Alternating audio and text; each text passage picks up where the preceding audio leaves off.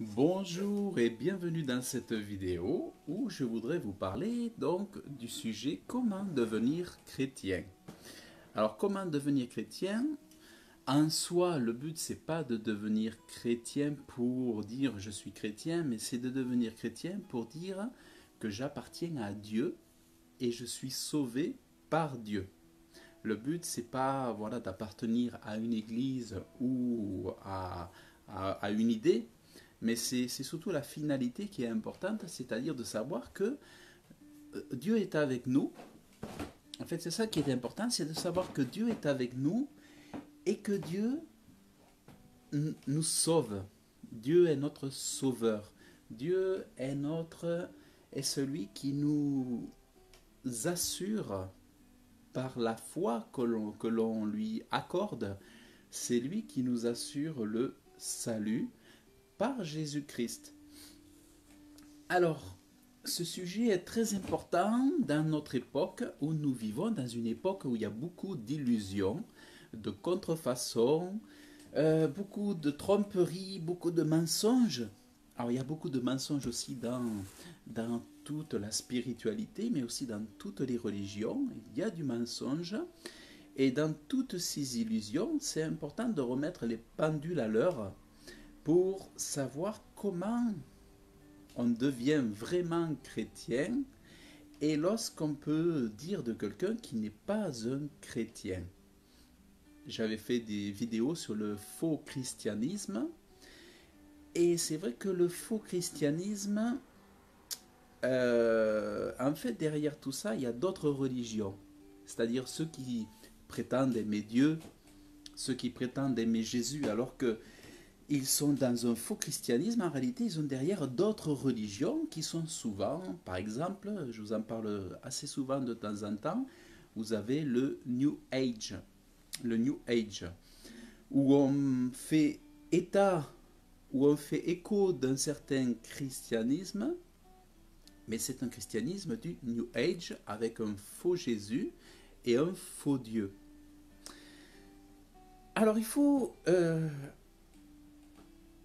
un chrétien, à la base, c'est quoi? Alors, comment devenir chrétien à la base? Alors, pour être chrétien, à la base, il faut ce qu'on appelle reconnaître que Dieu est au-dessus de tous, que Dieu est le Créateur, que Dieu est à l'origine de tout, que Dieu n'est pas créé par personne, que Dieu ne peut pas être créé par... Il n'a pas été créé, lui seul est créateur et que Dieu est à l'origine de tout.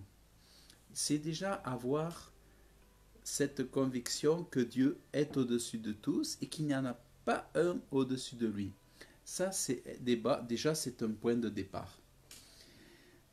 Autre point de départ, c'est de reconnaître que Dieu est saint, saint, saint, c'est-à-dire 3 fois saint, ou vraiment que Dieu est pur, sainteté, justice, que Dieu est complètement le contraire des hommes. Parce que les hommes, qu'on le veuille ou non, sont corrompus par le péché. Donc c'est important d'avoir conscience aussi, au préalable donc, de la sainteté, une grande, grande, grande sainteté de Dieu. Ça c'est vraiment hyper, hyper important. Et de comprendre que l'homme est souillé par le péché. Ça c'est important, c'est-à-dire que si un homme ne réalise pas qu'il est souillé par le péché et qu'il ne réalise pas que malgré sa gentillesse, il reste souillé par son péché et que malgré euh, ses bonnes attitudes, il reste pécheur devant l'Éternel, devant Dieu, eh bien, c'est compromettant pour devenir chrétien. Parce que pour devenir chrétien, on a besoin de comprendre, de reconnaître qu'on est pécheur et, je dirais plus loin, qu'on est perdu. C'est là où c'est important. C'est-à-dire que reconnaître à un moment donné qu'on est pécheur et ensuite qu'on est perdu à cause à cause de cette corruption par le péché. Et alors on réalise qu'on a besoin de Dieu et qu'on a besoin de Dieu en tant que sauveur. C'est là où c'est très important. Et là où le déclenchement va se faire, là où on va vraiment sentir ce besoin de faire appel à Dieu pour être non seulement notre Dieu, mais aussi notre Sauveur, ça va être par la prédication, donc par des hommes de Dieu, des prédicateurs, des pasteurs qui vont vous enseigner combien l'homme est pécheur et combien Dieu est saint, et combien les prédicateurs vont vous enseigner à propos du péché. Qu'est-ce que c'est que le péché? Et de quelle façon nous pouvons comprendre que nous sommes pécheurs devant Dieu? C'est là où, par la prédication, mais aussi par la méditation, la lecture de la Bible, l'homme réalise combien il est pécheur, mauvais, corrompu et perdu. C'est pour ça que la valeur de la Bible est inestimable. La valeur de la Bible, c'est elle qui nous révèle combien l'homme est pécheur dès le commencement. Bien sûr, quand Dieu crée les enfants, les bébés, ou toutes les personnes, au début nous sommes purs dans le ventre de la mère. Mais dans ce monde, lorsque nous rentrons dans ce monde, petit à petit, au fil des mois, au fil des années, progressivement, nous nous souillons dans un monde souillé. Nous nous salissons, nous nous souillons, nous nous corrompons dans un monde souillé. Parce que dans ce monde, il y a les ténèbres, il y a la corruption, et c'est pour ça que nous voyons nos propres enfants se transformer parfois. On ne les reconnaît plus parce qu'ils deviennent parfois ingérables. Ils deviennent complètement, on ne les reconnaît pas. Ou que deviennent nos enfants? Qu'est-ce qui se passe? Il s'est transformé. Des fois, certains, on se dit, mais c'est quoi? Qu'est-ce qui est arrivé à mon fils? Et en fait, tout simplement, c'est parce qu'au contact de ce monde souillé, sali, corrompu, nos enfants deviennent comme lépreux, comme malades, au contact du péché, au contact de la perversion, au contact de ce monde. Voilà. Et moi, souvent, c'est les pensées qui me venaient lorsque je voyais mon fils évoluer au contact de l'école, dans son école, au contact de ses copains qui avaient des éducations, chacun avait ses éducations, chacun avait des parents avaient leurs croyances, chacun avait ses habitudes, chacun avait ses comportements, mais je voyais que mon fils, plus il allait à l'école, alors ça lui fait du bien d'avoir des copains et tout ça, mais nos enfants deviennent tels que sont aussi leurs camarades, leurs copains, et donc c'est au contact des personnes avec lesquelles on passe notre temps, on devient comme elles. Donc plus on passe de temps auprès de jeunes enfants qui ne vont pas avoir forcément des bons comportements, eh bien nos enfants vont se transformer en fait. Et je dis ça pour les enfants parce que je voulais parler justement des petits âges, où on voit vraiment comment les choses se corrompent facilement, très rapidement dès les premières années de la vie. Et on voit, voilà, la pureté, l'innocence que Dieu donne au départ, comment elle s'envole très rapidement pour faire que lorsqu'on a 20 ans, 30 ans, les choses s'empirent toujours plus au contact de ce monde. Donc, il y a quelques rares personnes qui, par des méthodes, vont s'améliorer, mais en général, au contact de ce monde, les personnes souvent vont s'alourdir, se corrompre, se salir et se fragiliser et devenir finalement logiquement souvent moins bonne. C'est-à-dire plus on va passer de temps sur Terre et souvent plus on va être moins bien qu'avant. Sauf quelques rares exceptions, je disais, et ce qu'il y a, c'est que le péché gagne du terrain avec le temps.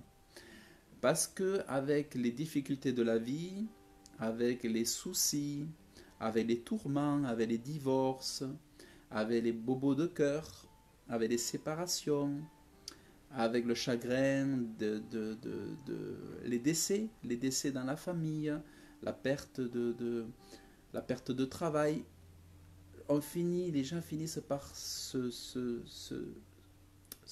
ternir, se fadir, s'alourdir et par se sentir toujours plus déçus du monde, mais déçus d'eux-mêmes aussi, déçus de leurs résultats et déçus de leur vie. Et d'autres vont se suicider, d'autres vont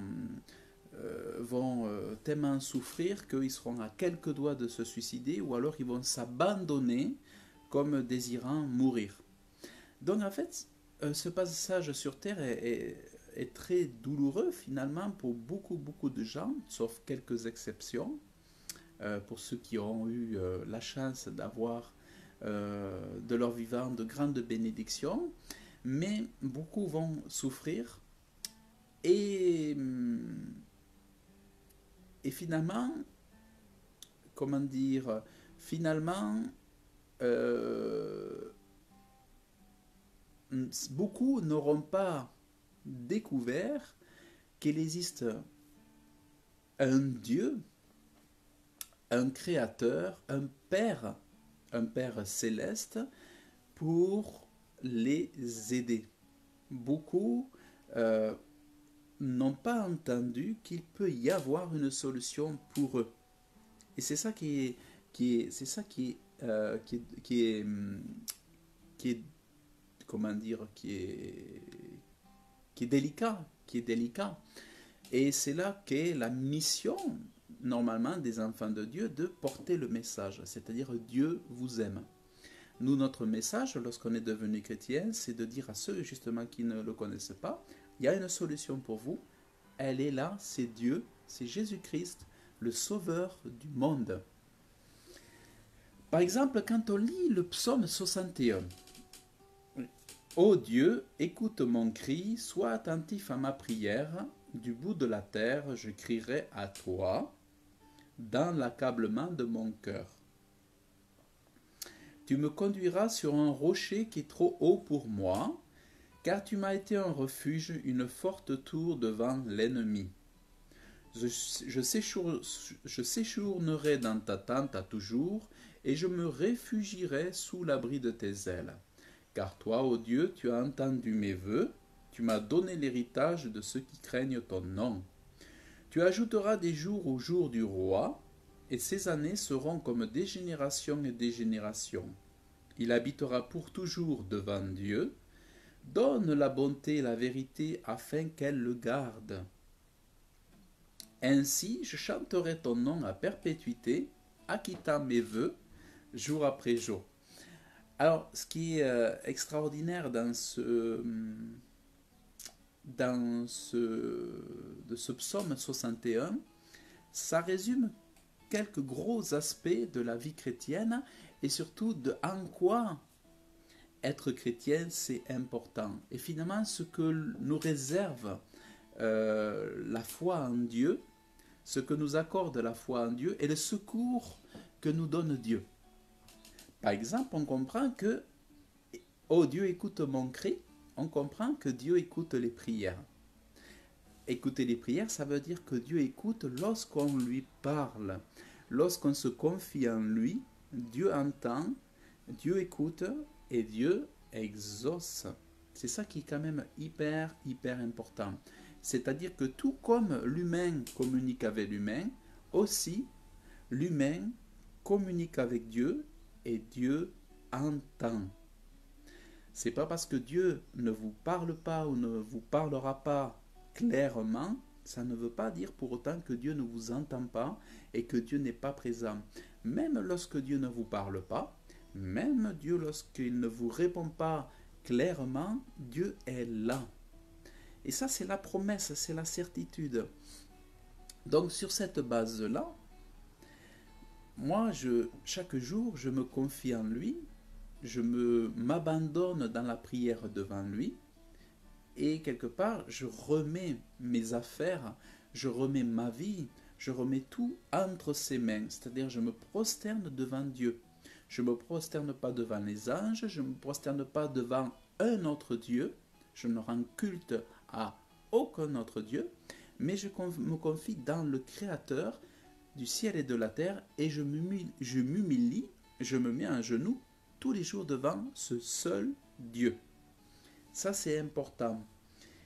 Il est dit que où que nous soyons, quel que soit l'endroit, quel que soit le lieu, du bout de la terre, je crierai à toi, dans l'accablement de mon cœur, c'est-à-dire même lorsque je souffre, lorsque je suis dans des situations difficiles, eh bien c'est toi qui me conduiras dans un lieu que même moi je n'aurais pas pu m'amener. Tu me conduiras sur un rocher très haut, en hauteur. Ça veut dire que Dieu va nous protéger, nous mettre dans un lieu sécurisé. Donc voilà comment Dieu répond à nos prières. Il nous isole, il nous protège. C'est-à-dire que physiquement, on va être toujours là, mais Dieu va créer en nous un secours, une force qui va être notre secours, notre délivrance, pour pouvoir supporter les tempêtes, les fléaux, les maladies, pour supporter les famines, toutes les secousses de la terre, parce que Dieu, c'est celui qui a tous les pouvoirs, tous les dons extraordinaires qui permettent d'apporter toutes les bénédictions pour ceux qui recherchent Dieu. Et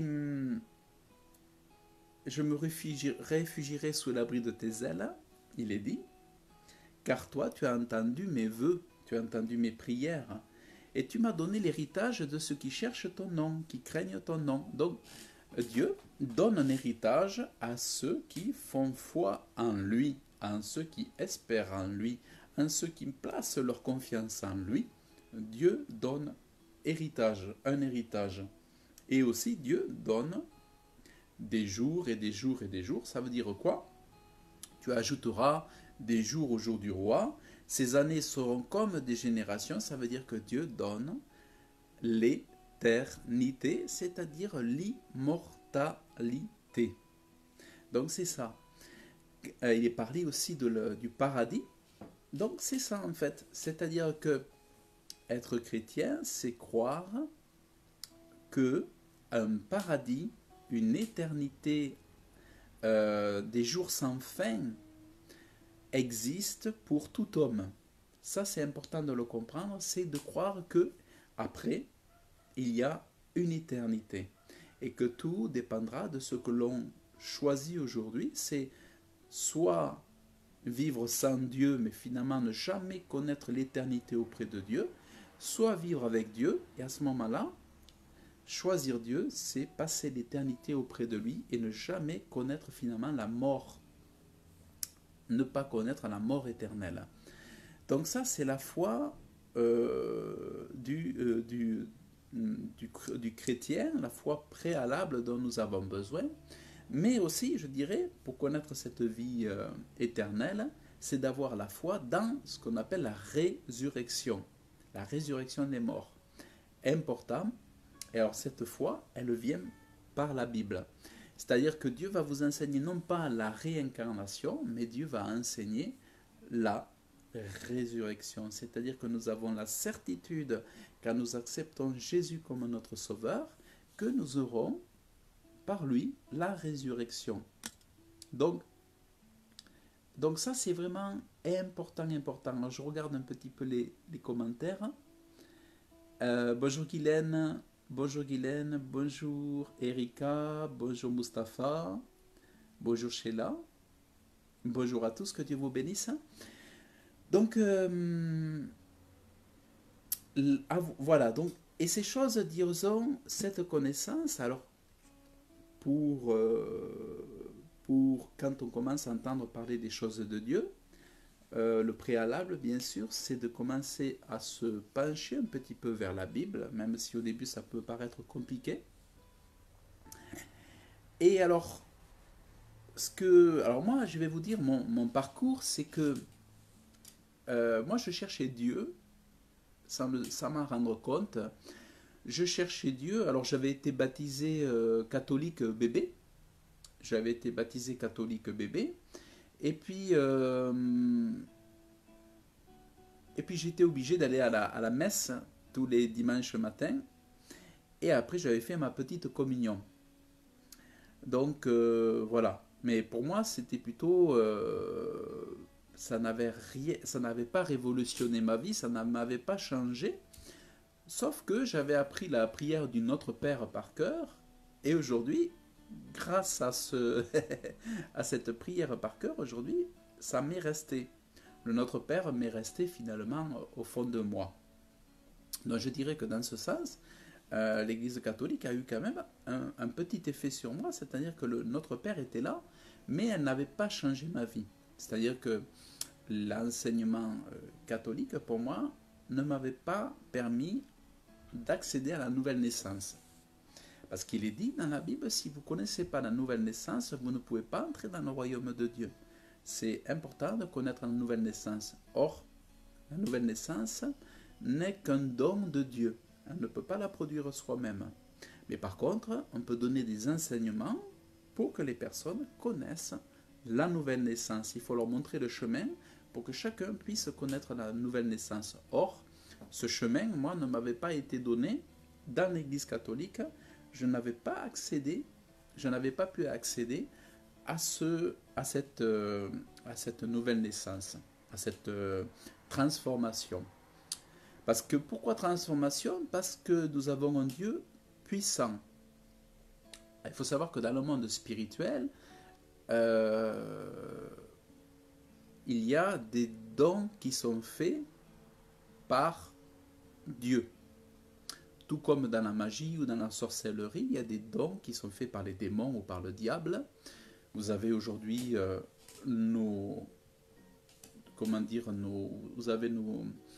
notre monde aujourd'hui qui est gouverné par des grandes familles de sorciers depuis des générations et des générations.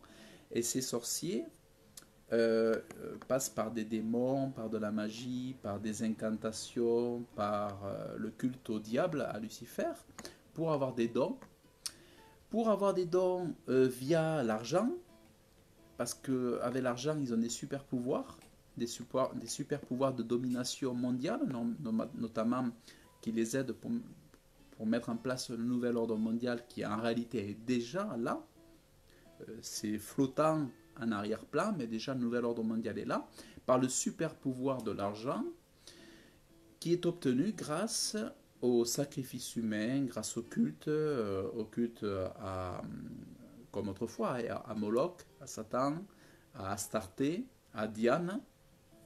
C'est pour ça qu'en Europe, l'Union européenne a appelé l'Union européenne Europe. Europe, c'est Europa, c'est la déesse Europa, mais derrière, c'est Astarté, c'est Diane, c'est les dieux, les dieux d'autrefois, les démons d'autrefois qui sont aujourd'hui, mais avec d'autres noms. Mais c'est toujours ce même culte. Et dans le monde spirituel, il y a des dons qui sont donnés, des super pouvoirs de vision, des pouvoirs des dons, déplacer des objets, faire de l'hypnotisme, faire de la télépathie, il y a plein de dons qui sont donnés dans le monde spirituel. Donc, si Dieu est au-dessus de toutes choses, combien peut-il nous donner d'autres dons à nous aussi? Donc, c'est-à-dire que Dieu donne des dons à ses enfants. D'ailleurs, quand on se confie en lui et qu'on fait le bon chemin, qu'on suit le bon chemin selon le plan que Dieu nous donne dans la Bible, eh bien, il nous donne le don, par exemple, de la nouvelle naissance. Et c'est cette nouvelle naissance qui transforme notre personne. Ça, c'est le préalable. C'est-à-dire le but pour devenir chrétien, c'est pas de se transformer soi-même, mais c'est que Dieu, d'abord, lui fasse sa première transformation. Et ensuite, nous recevons le Saint-Esprit, et le Saint-Esprit, avec la prière, va nous aider à nous-mêmes nous transformer progressivement par le secours de Dieu. Mais les fils, filles de Dieu sont toujours, chaque jour, dans un processus de perfectionnement, de sanctification, comme on appelle, c'est-à-dire aller de sainteté en sainteté, parce que, inévitablement, lorsqu'un enfant de Dieu se donne à Jésus-Christ, il devient un saint. C'est-à-dire, il devient un saint. Être saint, c'est beaucoup plus important que d'être chrétien.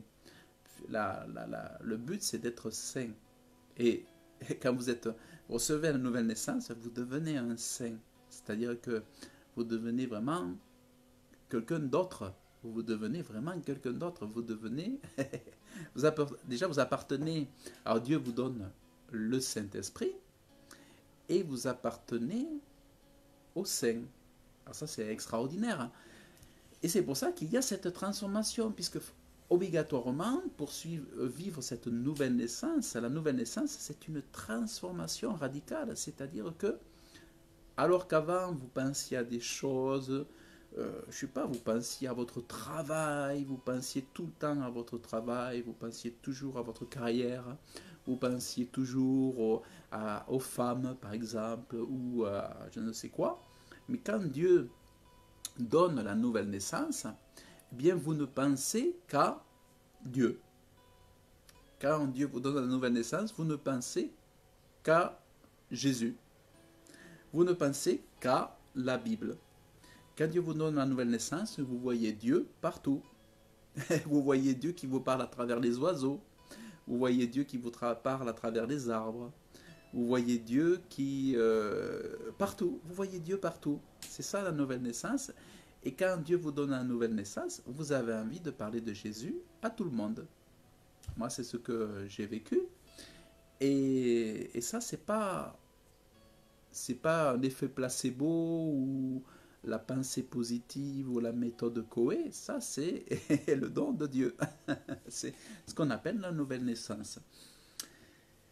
Mais pour devenir chrétien, donc pour vivre ces expériences et puis d'autres, comme par exemple la guérison. Moi, je sais que je n'ai pas été guéri par la bonne nourriture. J'ai mangé du bio pendant 10 ans, mais pendant 10 ans, j'avais des allergies. Pendant 10 ans, j'avais des problèmes quand même de santé, tout ça, malgré le bio.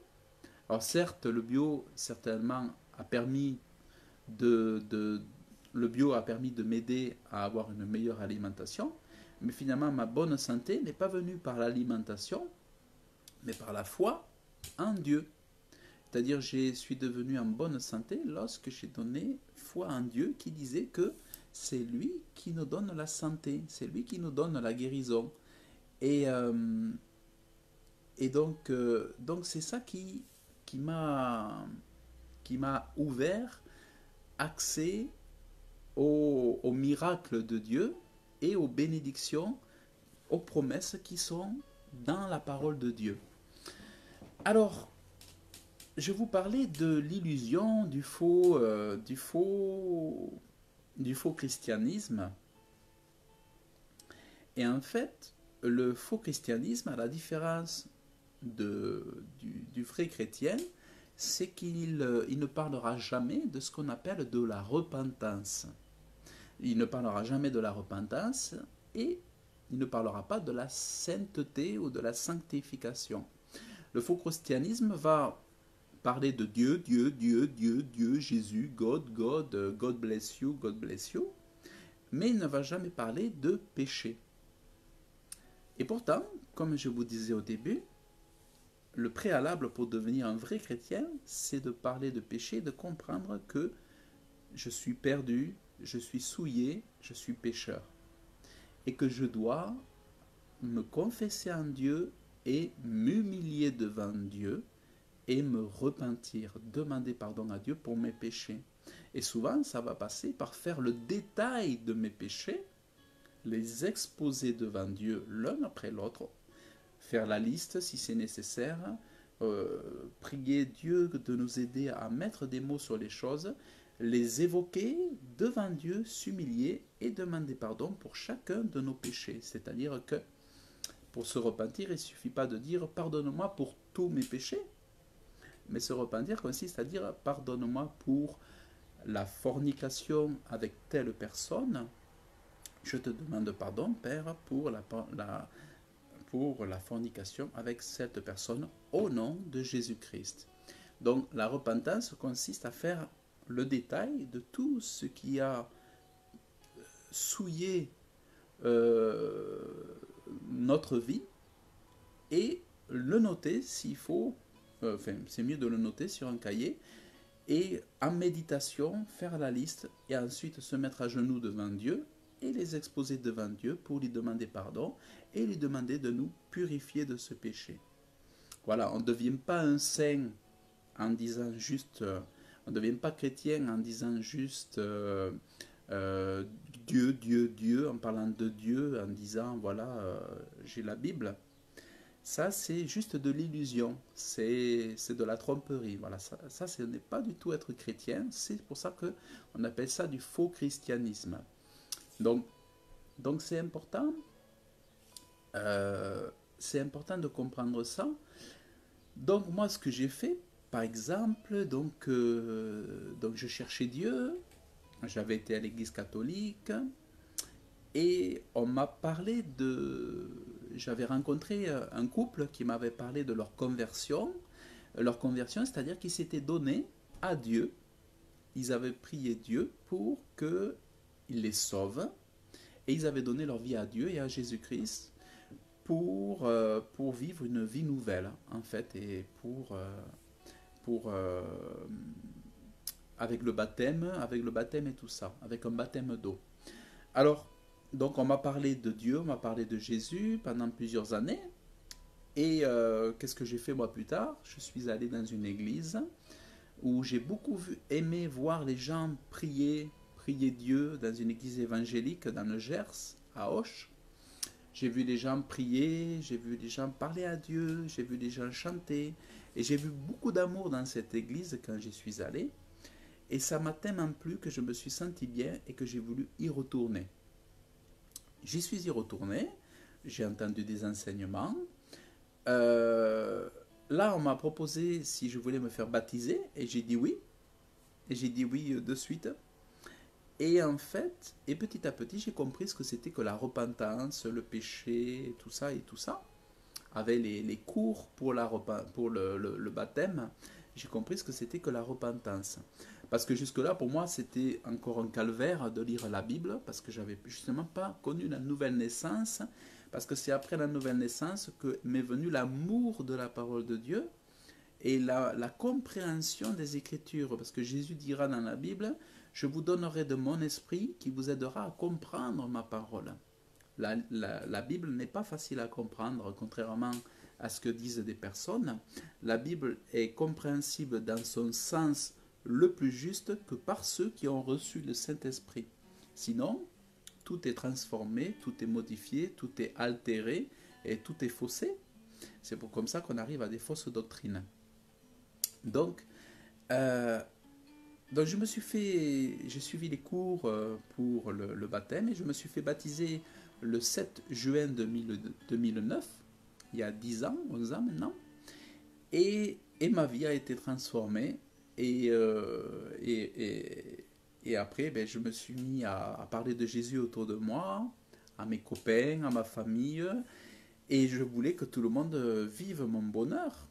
Sauf que tout le monde a été déçu d'avoir perdu l'ancien Jérôme. Beaucoup étaient déçus parce qu'ils ne reconnaissaient plus l'ancien Jérôme. Et ils avaient une nouvelle personne qu'ils ne reconnaissaient pas. C'était quoi ce bonhomme avant qu'on connaissait et pourtant, j'étais en train de leur montrer une excellente version de moi, une meilleure version de moi-même, beaucoup plus heureuse. Et bien, ils ont préféré l'ancienne version au lieu de préférer cette nouvelle version que Dieu venait de créer, qui, elle, était faite d'amour, de paix, de joie et surtout de vrai bonheur. Alors qu'avant, je n'étais pas heureux vraiment comme j'ai pu le devenir avec Dieu. Donc, c'est là où j'ai compris aussi tout le sens spirituel aussi et la dualité qu'il y a entre le monde spirituel d'amour avec l'esprit de Dieu et l'esprit de méchanceté avec les puissances de ténèbres et la guerre qui se fait dans le monde spirituel. C'est là que j'ai pu comprendre que les esprits s'opposent et se font la guerre constamment, d'où le fait que la guerre m'a été faite dès lors que j'ai commencé à parler autour de moi de Jésus, de Dieu, tout ça. La guerre a commencé à venait d'être lancée, quoi. La guerre spirituelle venait de se lancer et j'ai vu toute l'opposition. J'ai perdu mes amis, les gens ne... j'ai perdu mes amis, j'avais des copains, c'était comme des frères. C'était vraiment, on était liés comme des frères de sang, mais j'ai perdu ces amis qui ne m'appellent plus, même depuis 10 ans. Aujourd'hui, je n'ai plus de coups de téléphone d'eux, juste parfois un SMS, mais les gens ne m'aiment plus vraiment avec leur cœur comme avant. Voilà. Et ça, c'était le résultat de la nouvelle naissance. C'était pas simplement de partager une conviction ou une religion, mais c'était parce qu'en moi, il y avait un esprit, c'était beaucoup plus profond que ça, il y avait un esprit qui m'avait transformé. La nouvelle naissance avait fait de moi une nouvelle personnalité, et c'était un nouveau départ.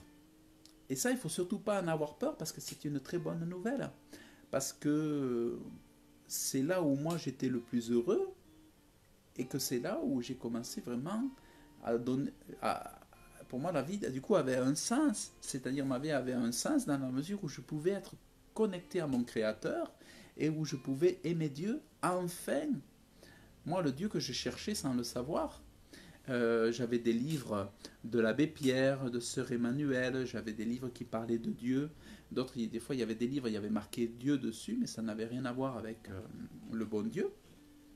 Mais je cherchais Dieu sans le savoir. Et le fait de l'avoir trouvé, pour moi, c'était extraordinaire. Et donc, ce qui s'est passé, c'est que donc, je me suis fait baptiser. Et voilà, à l'âge adulte, j'avais 36 ans. Et puis voilà, et après je me suis mis, donc j'allais à l'église, après je me suis mis à lire la Bible non-stop, tout le temps, à passer des heures dans la Bible, à parler autour de moi, à faire du bien aux pauvres. Ça m'a beaucoup touché. Ce qui me touchait beaucoup, c'était de faire du bien aux pauvres. Et en fait, et j'ai suivi le chemin finalement. Je me suis rendu compte que j'ai suivi le chemin idéal pour connaître vraiment ce qu'on appelle le vrai christianisme, vraiment la vraie foi, comment devenir être un vrai chrétien. Et c'est vrai que on ne peut pas devenir un vrai chrétien si on n'a pas de repentance, si on n'a pas demandé pardon à Dieu pour ses péchés, et si on ne recherche pas chaque jour à être pur, à être propre pour Dieu, à être saint pour Dieu, si on ne recherche pas ça jour après jour, on ne peut pas être connecté à Dieu. On ne peut pas vivre dans la lumière, on ne peut pas vivre dans la sainteté, on ne peut pas vivre dans le bonheur si on ne vit pas selon ce que Dieu nous enseigne. Alors, ce que j'aurais pu faire... alors, je vais vous lire le psaume... Je vais vous lire le psaume 62. Sur Dieu seul, mon âme se repose paisiblement. De lui vient mon salut. Voilà le salut. Lui seul est mon rocher et mon salut, ma haute retraite. Je ne serai pas beaucoup ébranlé. Jusqu'à quand vous jetterez-vous sur un homme, chercherez-vous tous à le renverser, comme un mur qui va crouler? Ils ne consultent que pour le précipiter de son élévation, ils prennent plaisir au mensonge, ils bénissent de leur bouche, et intérieurement ils maudissent.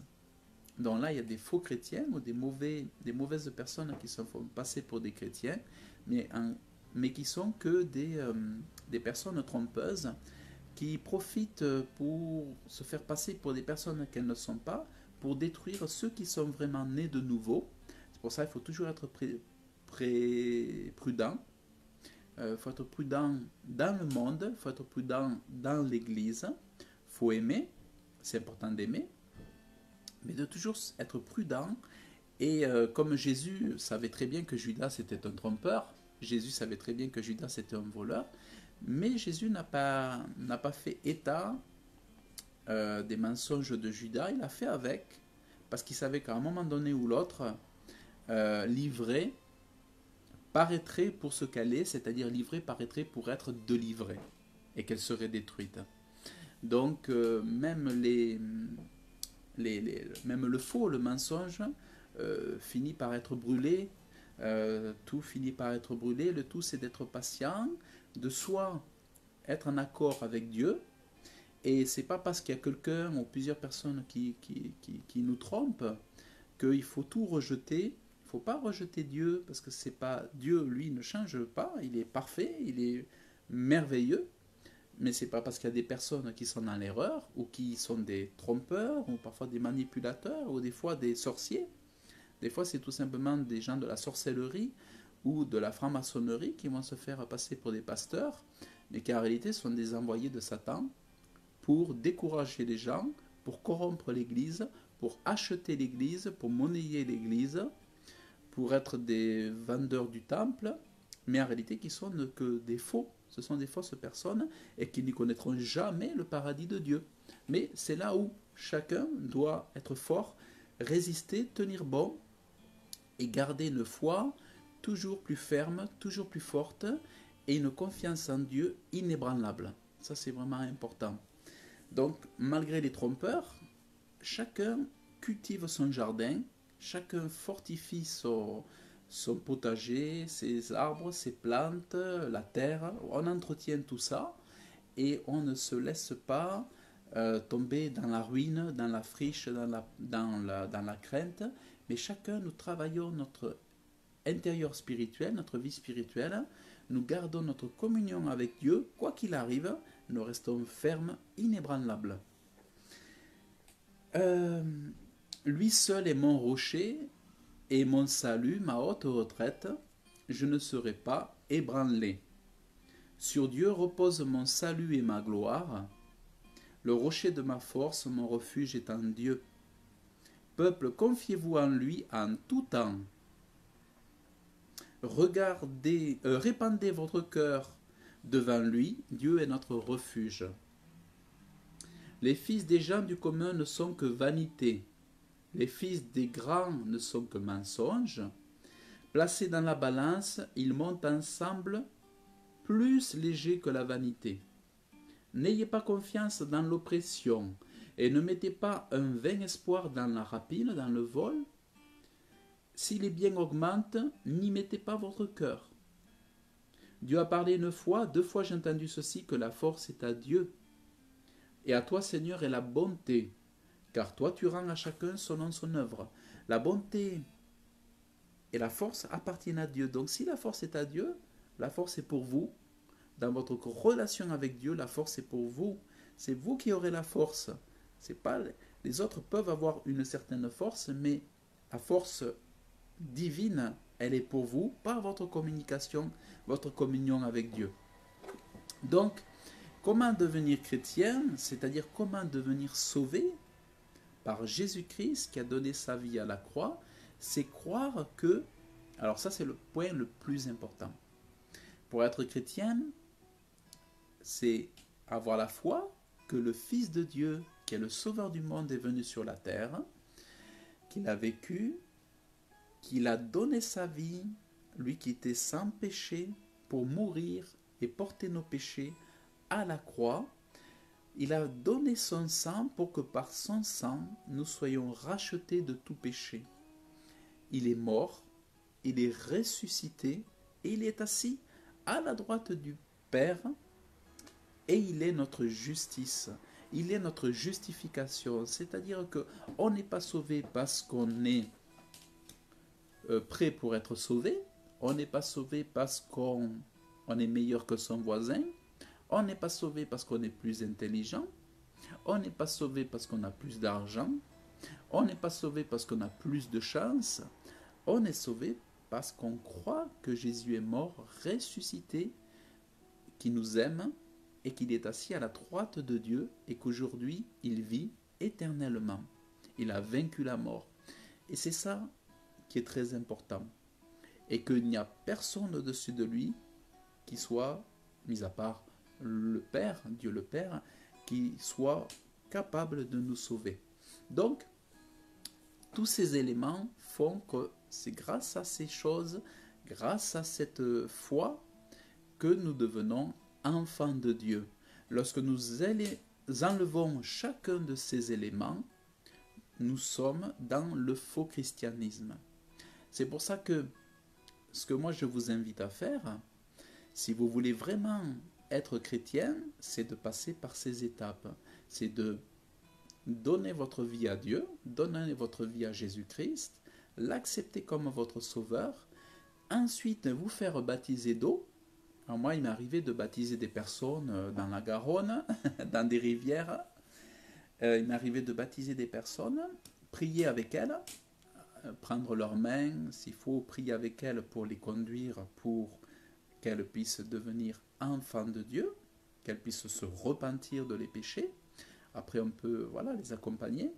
Mais c'est de vous faire baptiser d'eau et ensuite d'accepter Dieu comme votre sauveur et puis de dire à Dieu que vous allez marcher selon l'enseignement qu'il donne dans la Bible. Ça, c'est vraiment important, c'est de dire à Dieu, voilà, je veux marcher selon tes enseignements. Parce que sans ça, sinon, ça ne va pas marcher. Sinon, sans ça, ça ne peut pas marcher. La Bible reste ensuite notre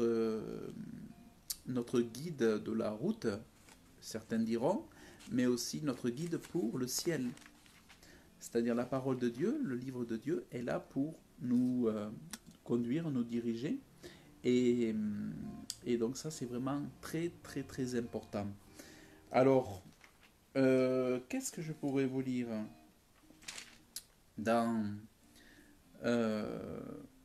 je vais vous lire un passage sur la nouvelle naissance.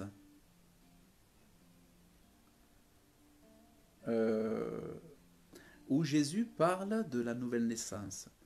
Jésus répondit et lui dit, en vérité, je te dis, si quelqu'un est né de nouveau, il ne peut voir le royaume de Dieu. Nicodème, qui était un enseignant religieux au judaïsme, lui dit, comment un homme peut-il naître quand il est vieux? Peut-il entrer une seconde fois peut-il naître une seconde fois dans le sein de sa mère et naître? Jésus répondit, en vérité, je te dis, si quelqu'un est né d'eau et de l'esprit, il ne peut entrer dans le royaume de Dieu. Être né d'eau et d'esprit, c'est-à-dire que l'eau, c'est l'eau de la parole de Dieu, c'est boire Jésus-Christ. Jésus-Christ, il est la parole et il est aussi la Bible. Toute parole est esprit, et c'est l'esprit de Dieu, et c'est l'esprit de la prophétie, et c'est Jésus. Sans connaître la Bible et sans connaître l'esprit de Dieu, on ne peut pas naître de nouveau. Or, tout ça, c'est un don de Dieu. C'est-à-dire que pour avoir ce don de nouvelle naissance, il faut s'approcher de Dieu, le vouloir, l'accepter, le reconnaître que c'est lui le sauveur, et c'est lui qui fait le don.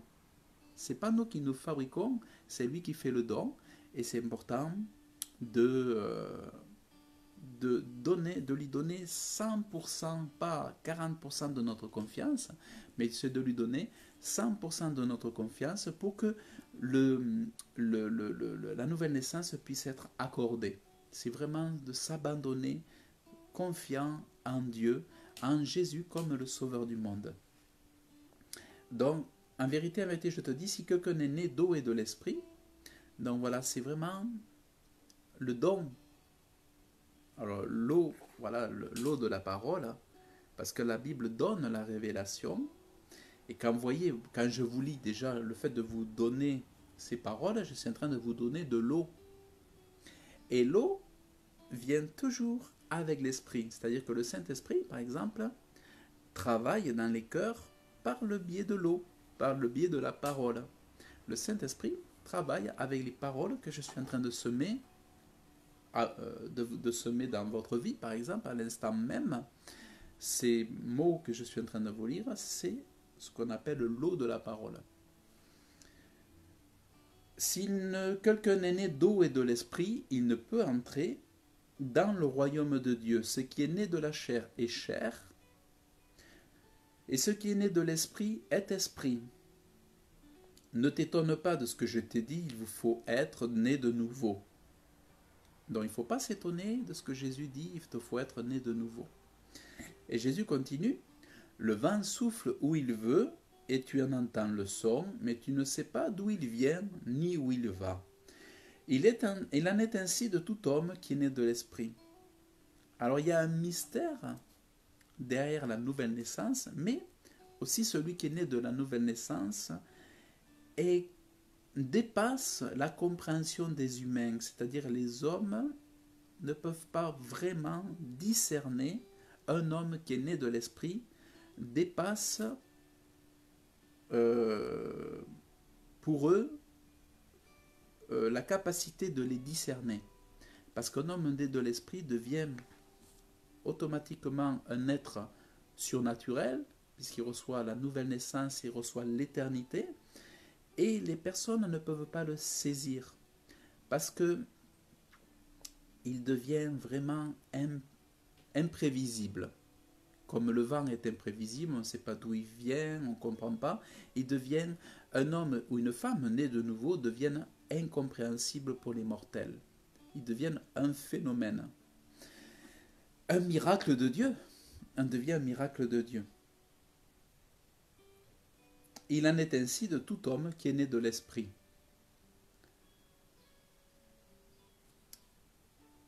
Et donc, Jésus, alors Nicodème répond, mais comment ces choses peuvent-elles se faire? Jésus répondit et lui dit, tu es le docteur d'Israël et tu ne connais pas ces choses. En réalité, autrefois, ces choses existaient déjà, c'est-à-dire que des hommes connaissaient déjà la nouvelle naissance, mais ils devaient certainement l'enseigner, comme David avait dû le connaître aussi. David avait certainement, le roi David avait connu la nouvelle naissance, les prophètes avaient connu la nouvelle naissance, mais n'avaient pas été enseignés comme Jésus l'a enseigné là. Et certains chefs religieux l'avaient connu, et il se trouve que Nicodème ne l'avait pas connu. C'est pour ça qu'il y a de l'aveuglement, il y a de l'erreur, il y a des fausses doctrines, parce que quand là où il n'y a pas de nouvelle naissance, il n'y a pas la vérité. Il n'y a pas la révélation. La révélation se trouve là où il y a la nouvelle naissance. La révélation, la bonne nourriture se trouve là où il y a la vie. Les gens n'ont pas envie de choses mortes, on n'a pas envie de choses vieilles, de choses incompréhensibles. On a besoin de choses qui réchauffent le cœur. Et la vie réchauffe le cœur. La vie, les choses qui viennent de personnes éclairées apportent la révélation, apportent l'amour de Dieu, apportent aussi le désir de l'augmentation de la foi, la multiplication de la foi, et amènent le désir de sanctification aussi. Ça c'est important. Ce sont des canaux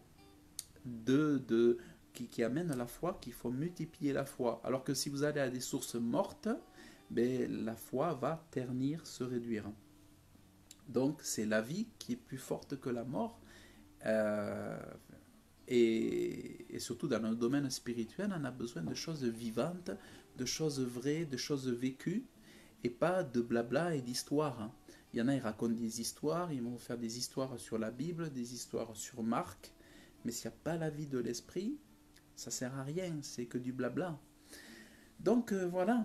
Donc c'est pas, ce qui est important, c'est pas d'être un érudit dans les choses de Dieu, mais c'est de vivre vraiment ces choses-là, véritablement. Ça, c'est vraiment ça qui est important. Et Jésus dira, nous disons ce que nous connaissons et nous rendons témoignage de ce que nous avons vu, et vous ne recevez pas notre témoignage. Donc, effectivement, on ne peut parler que de ce que l'on connaît. Les gens qui n'ont pas connu cette expérience-là ne peuvent pas en parler. Donc, ça, c'est indispensable. Donc, c'est pour ça que je vous en parler, parce que c'est à partir de ce moment-là que vous savez que vous êtes au bon endroit. Si une religion ne vous a pas donné de vivre ces choses-là, si ça ne vous a pas amené sur ce chemin-là, votre christianisme ou votre chrétienté ou votre vie chrétienne n'est pas encore au bon endroit, vous n'avez pas encore suivi le bon chemin. C'est pour ça que j'ai insisté sur la repentance. C'est dommage d'être dans l'illusion d'être un chrétien. C'est plus important d'être vraiment un chrétien. Et le chrétien qui est devenu un saint ne peut pas vivre dans le péché. Le chrétien qui est un saint ne peut pas vivre dans le péché. Et, ça peut lui arriver de se laisser aller, de s'abandonner, de lâcher prise, de cesser de combattre quelques instants. Mais très rapidement, il reprend les armes et il lutte contre le péché. Un vrai chrétien ne pratique pas le métier de péché, c'est-à-dire le péché constamment. Quand Jésus parle du métier d'iniquité, il parle des personnes qui ne font cesse que de pécher. Pécher, pécher, pécher tout le temps. C'est-à-dire ça ne les dérange pas de pécher tout le temps et de se dire de Dieu, mais de pécher en parallèle. Alors que le vrai chrétien, lui, ça peut lui arriver, ou ça ne lui arrive pas, mais généralement ça peut lui arriver par un moment, mais il va vite abandonner ces choses-là, car il ne peut supporter devant Dieu de vivre dans ces choses-là. Il préfère être fort, être en communication, en communion avec Dieu non-stop, que de se salir avec ces choses-là. Donc ça fait toute la différence. Par exemple, un vrai chrétien ne peut pas vivre, peut pas passer sa vie sans se marier. S'il est avec une femme, il ne peut pas vivre en couple avec quelqu'un s'il n'est pas marié. Un vrai chrétien ne peut pas vivre dans l'impudicité, c'est-à-dire dans les relations sexuelles sans le mariage. Un vrai chrétien ne peut pas mentir. Il ne peut pas passer son temps à mentir.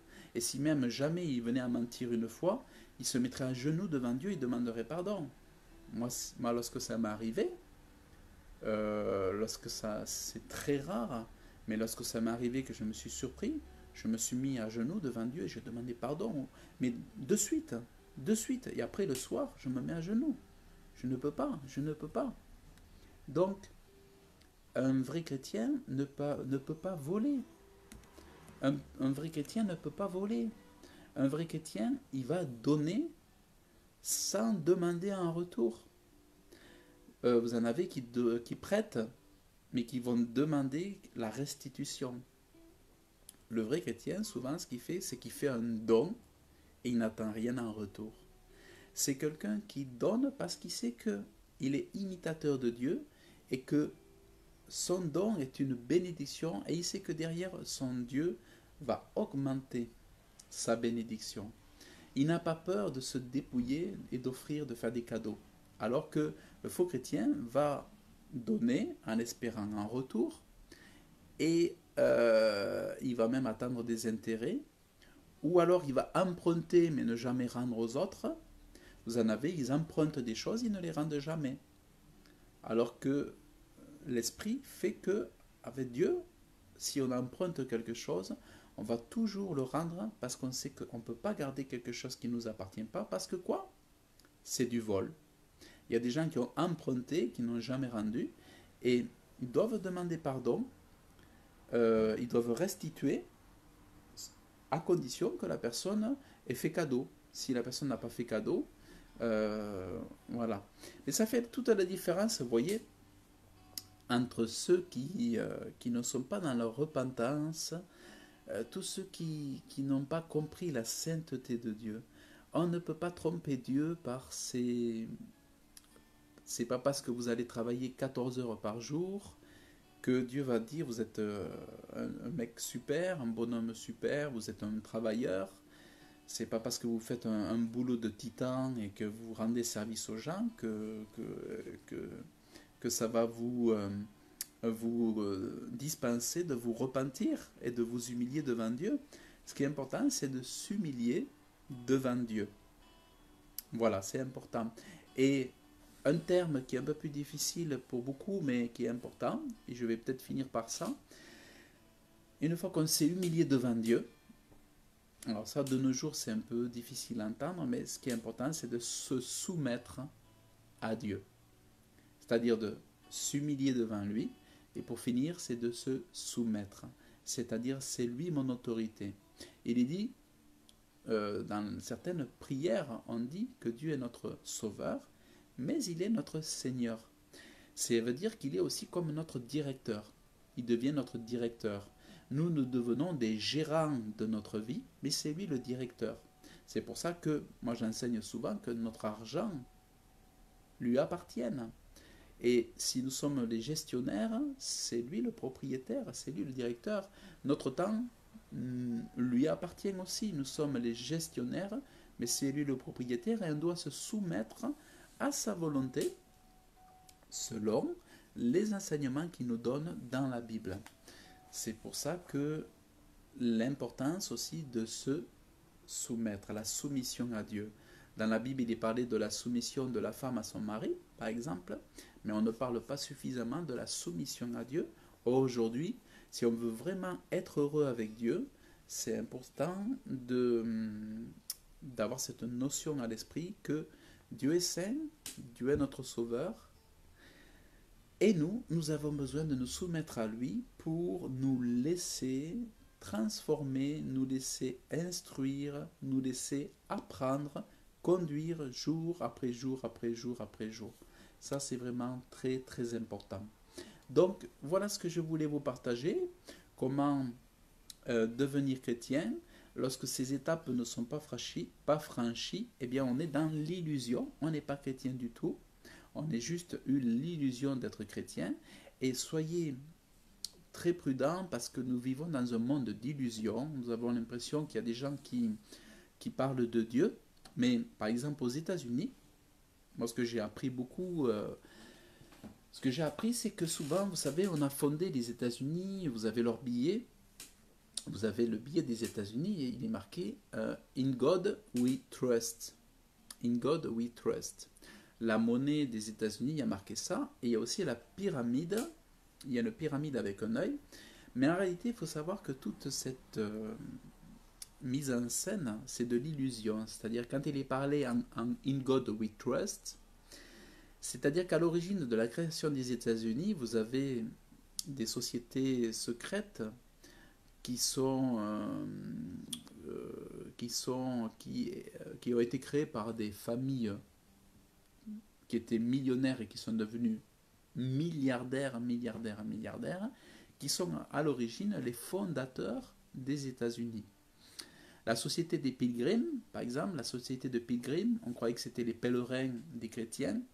Ce n'étaient pas des chrétiens, c'était des Illuminati, des satanistes, des personnes qui servaient Lucifer.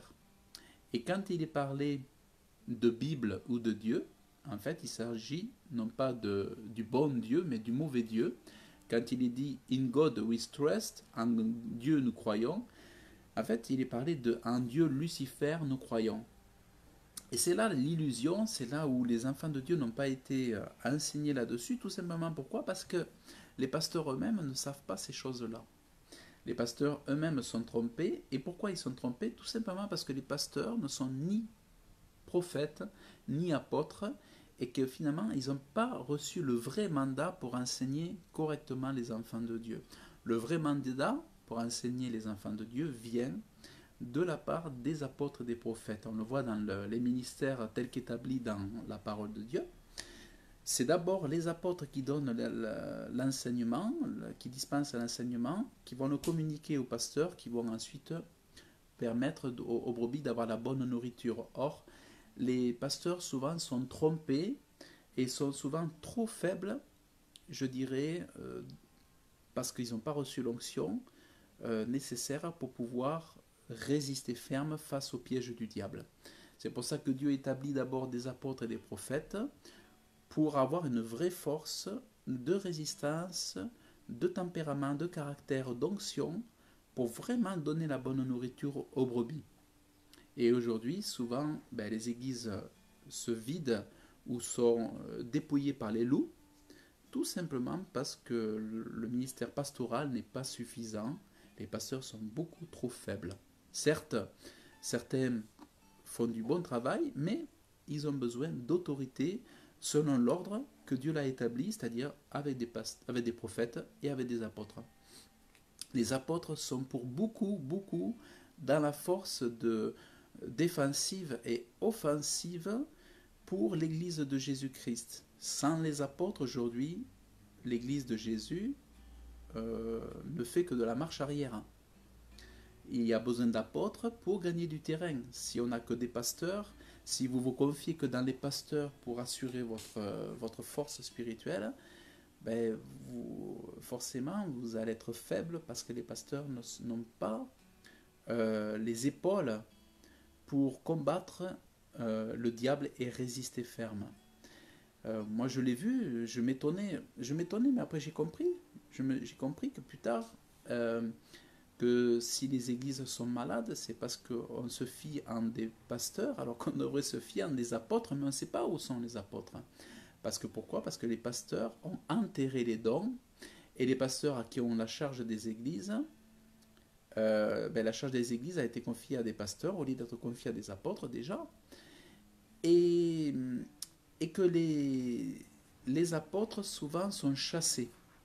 Les vrais apôtres souvent sont chassés parce qu'il y a une jalousie, tout simplement parce que les pasteurs souvent ont été établis dans les églises de façon trop charnelle et pas spirituelle, et souvent et souvent les organisations pastorales, les dénominations sont trop charnelles, ça n'a pas été fait en consultant Dieu.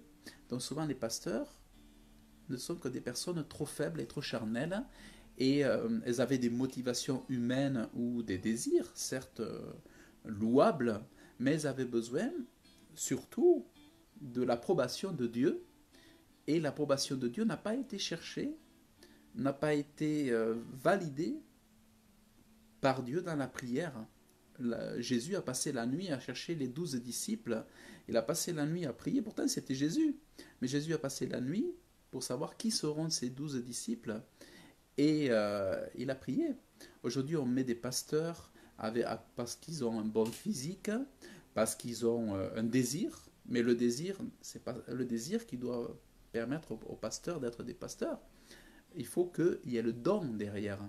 C'est pour ça qu'aujourd'hui, si l'église est malade, c'est tout simplement parce que souvent c'est une église qui fonctionne un peu comme les autres organisations, sans chercher le don spirituel, sans chercher à prendre les personnes en fonction de leur onction. Et pourtant, dans une organisation comme l'Église de Dieu, tout devrait être en fonction des onctions reçues par les uns et les autres, des dons et des talents, mais pas sur les désirs et les motivations. C'est pour ça qu'on est dans l'erreur, parce que c'est complètement... c'est une illusion, là aussi c'est une illusion. On peut se confier que dans les personnes qui ont reçu les dons. Si on va chercher des personnes qui sont juste des ambitions, on a forcément des problèmes, et on a des personnes ensuite qui sont blessées dans les églises, qui abandonnent les églises et qui abandonnent la foi. C'est pour ça que, en fait, la seule solution, c'est de chercher Dieu, passer du temps dans la prière et se confier en lui, et après, faire ses recherches, mais rester prudent, très sage, demander la sagesse à Dieu, demander la prudence à Dieu, demander le discernement, et voilà. Je dirais que tout autant vous êtes prudent dans le monde, soyez aussi toujours très prudent dans le milieu religieux, dans les milieux religieux, et je dirais, pour vous, recherchez à être un vrai chrétien. Et si déjà vous êtes un vrai chrétien, écoutez, déjà, travaillez au salut de votre âme. Après, vous-même, vous pouvez déjà faire de l'évangélisation, parler, une fois que vous êtes converti, que vous sentez que vous êtes transformé, vous parlez autour de vous, et puis chercher des personnes qui s'accordent avec vos valeurs, qui s'accordent avec votre perception des choses, et puis voilà. Mais surtout, ne vous inquiétez pas, même si vous vivez votre foi plus ou moins seul, ne vous inquiétez pas. Ayez confiance en Dieu, parce que si vous avez Jésus, si vous avez le Saint-Esprit, si vous avez Dieu, vous n'êtes jamais seul. Et puis voilà. Mais Dieu, de toute façon, Dieu réservera de très très belles choses pour ceux qui l'aiment. Il y aura toujours des miracles, des surprises, des choses extraordinaires. Moi, par exemple, avec mon travail aujourd'hui, j'évangélise mes clients. Alors, pas tous systématiquement, mais loin de là. Mais souvent, comme hier ou avant-hier, j'étais avec une dame et je lui ai parlé de ma foi.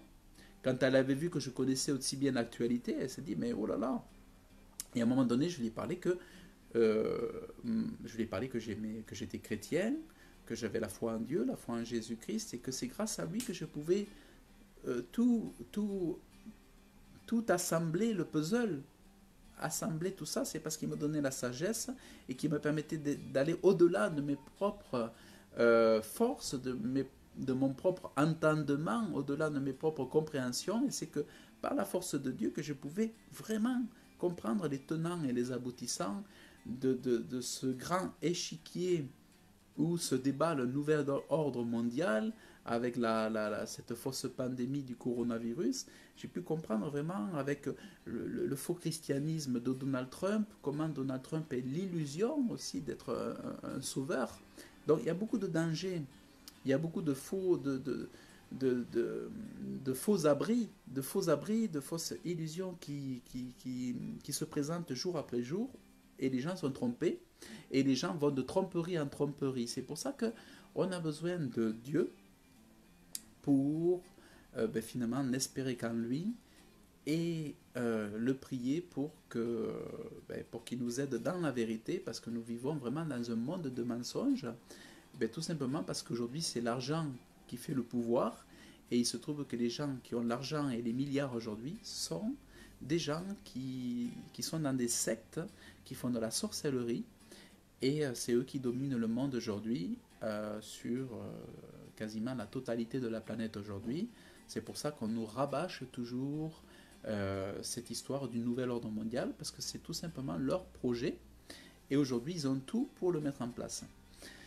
Mais la bonne nouvelle, c'est que le nouvel ordre mondial va être détruit par le royaume de Dieu, et que le royaume de Dieu sera un empire, un royaume éternel que nul ne pourra détruire. C'est ça la bonne nouvelle. C'est que le vainqueur, ça ne sera pas le diable, ça sera Dieu, le créateur du ciel et de la terre. Et ça, c'est extrêmement réconfortant. Voilà donc, chers frères, chères sœurs, chers amis aussi, vous qui ne, justement, ce message aussi s'adressait beaucoup aux incroyants, à ceux qui verraient cette vidéo, puisqu'elle sera publiée sur ma chaîne YouTube. C'est de vous toucher votre cœur pour que vous aussi, vous reconnaissiez votre besoin de salut, votre besoin d'un sauveur, le besoin de vous réconcilier avec Dieu. Donc voilà, si vous avez besoin d'une aide, d'un guide, d'un secours, de conseils, vous pouvez me contacter en laissant des commentaires dans la vidéo, soit sur Facebook ou soit sur YouTube. Et puis je me tiens à votre disposition. Et je vous aime. Et je vous fais de gros bisous. Et je vous dis à très bientôt. Salut!